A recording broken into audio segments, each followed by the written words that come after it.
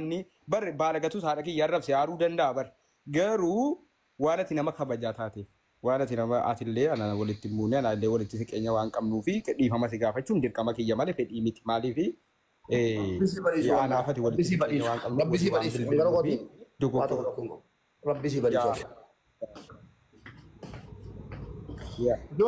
yaa akkasitti hubadhuuti wanna biraani sabriin dirqama sabaruun dirqama dhugaa rabbi dubbachuuf haadha koo namni caala jaallatu hin jiru maatii dhuma guutuu keessa isinis immoo nama caala jaallatu hin qabdu xabaqaan haadha kooti anuma akkuma maatii keenyaatti amoonta haadha namaatti hin buuneef akka haati koo narra famneef tuu maammeen haadha tokkummaatti hin buune wallaahi anaaf tokkummaan du'aa wal barbaanna isuma dhuguma warra gumaati anaaf tokkummaan akka waan haadha koo ajjeesetti garuu haadha isaayyii maammeen taa'e arrabsa maammeen haakadha maammeen gasti gorra yeroo gale ana yu haadha na arrabsa akka waan haati koo qobaa taate please warri maammeetti dhiyaattanu maammeen akka inni haadha namaan arrabsine rabbii jedhaa naa kadha yoo kana hin taane ani yookiin miidiyaa dhiisee fi hin deema malee jiraaf maammee akka haadha namaan xunne itti maa gara booddees balaa cimaatu ka'uuf deema haadha namaa yaa jara keenya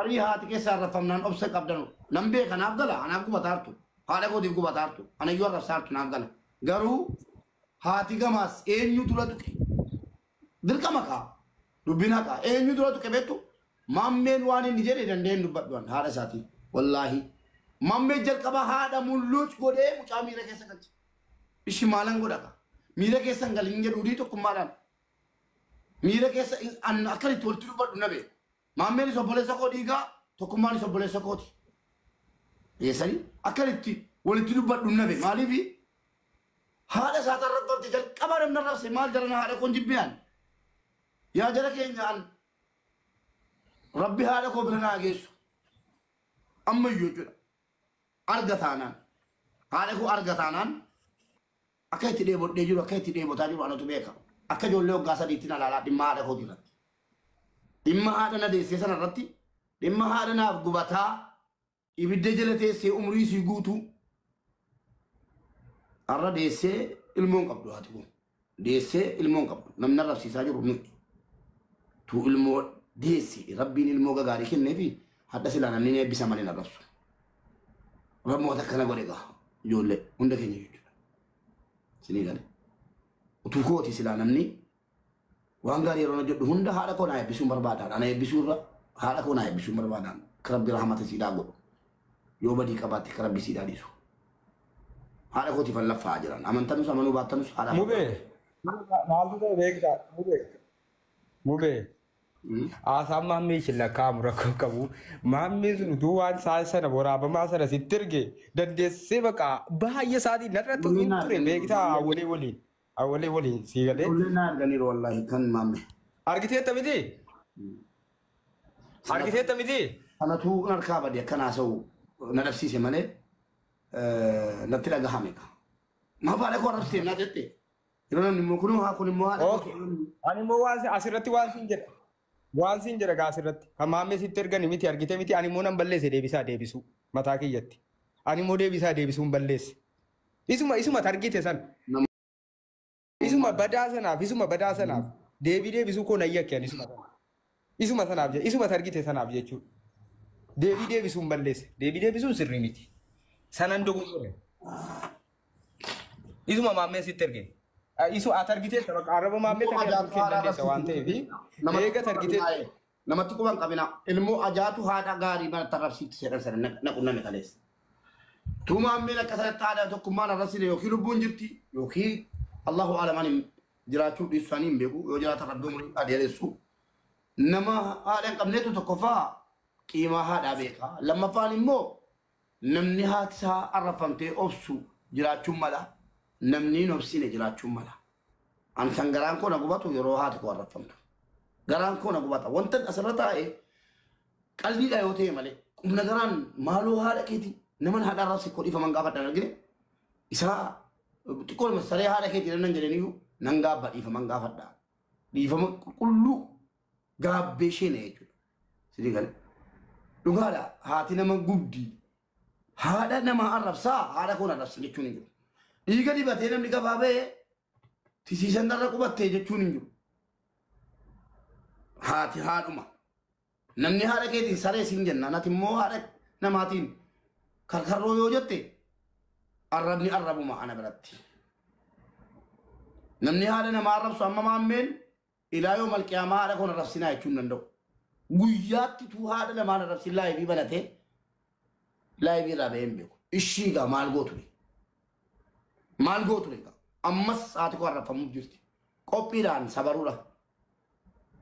Utuu mucaan kun lafaa kee haadha koo tuqe anaa warra gumaati isin jedhe. Wallaahi akka waan najjeesetti ilaala. Arraba saasan. Garuu maali gaa haadha isaatiifis yaaduun dirqama kaa? Yooti haadha namaatii yaadde haadha keetii rabbi yaada.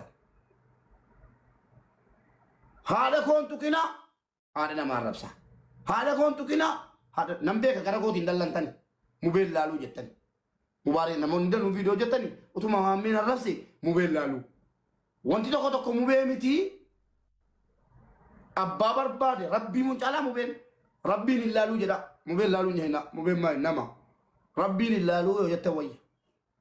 Daangaa rabbii yuun cabsita miira keessa galte tokkummaan amma daangaa rabbii cabse namni harka rabbii jiru tokko jiraatee afootu siin jedhu guyyaa qiyaamaa qat jedhee dhaabatee jazaa sirraa fudhata kun beekamaadha nama du'e arrabsuun ilmoon anamma dhiifamoon jedhes yoon jechuu dhiises waa tokkoo miti nothing inni isa kan namoomaa dhiifama na gaafate malee dhiifama kan inni gaafachuu qabu rabbiin qofa maaliif harka rabbii jirti haati koo amma tokkuma kanaafan rabbiin dhiifama gaafadhu jedheeni an gara kooti waa tokko rakkoon qabu rabbi sii fadhiisu jedhee du'aa hin kadhaafi.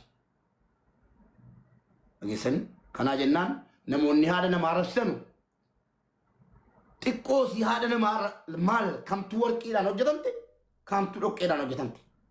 Anaa haadhu haati hundinuu ajiraattu. Haati hundinuu jiraattee tundu'e nattola. Wallaahi rabbi haadha keessa na jiraachisu ana ajjeese. Isuma dhugumaa jechuudha bakka haadha keessanii. Eenyuu haadha irratti obsan qaba. Obsan qaba jechuun immoo miira isaa to'achuu dhiisuuni. Rakkoodha. Geessanii akkasii yaaduu gaa'e. Mubaarak amma wanta ta'e tokko ni namaaf akka himuutti kan maammee suni namni maammee tarii quban qabu waraabu arraba isaasii galee irra caalaan nama tokko darbee waraaba malee haasaan isaa badaa olii gadi hin deemu. Toofiqii dedoo tokko achi baqatee deeme yeroo sana yeroo narraba kana eenyu godhu ani lama Mubaarak isa maammeen na arrabse sana an deebisuu nan balleesse siin jedhaa jira wanna hubachuu qabdu. Utuma namii utuma na arrabsu garuu maammeef deebisuun koo utuma ni na dhukkubsu maammeef deebisuun koo sirrii miti. Kanan ofitti amane kana bar. Sii galee utuma ni waan fedhe godhe maammeef deebisuun koo sirrii miti. Maammumarraa mataa isaatti dubbachuun koo sirrii miti maammeerra.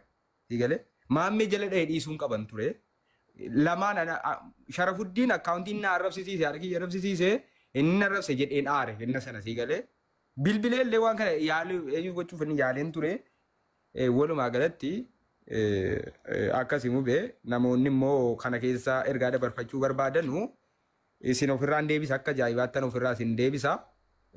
Isin akka ajaa'ibaattan ofirraa deebisa Mubaarakiin amma fakkeenyaaf warra komentii fi Mubaarak jedhansii dawwaa ergiteetta miti laabiin baane. Naa bilbilee mesenjeraan naa bilbilee mubee natti dhagahame miira keessan galee maammee beektaa miira keessa dhagachee bilbila isaa malee bilbila namaa fuudhee namaanuu walitti na buusee jira. Waan inni dubbadhu na bee warra viidiyoo sana maxxansan biloo keenuuf jalaa fixaa jira. Dhiifamaa jedhe maal an godhare dhiifama yoon hin goone akkamittan jazaa rabbiin biraa argadhare.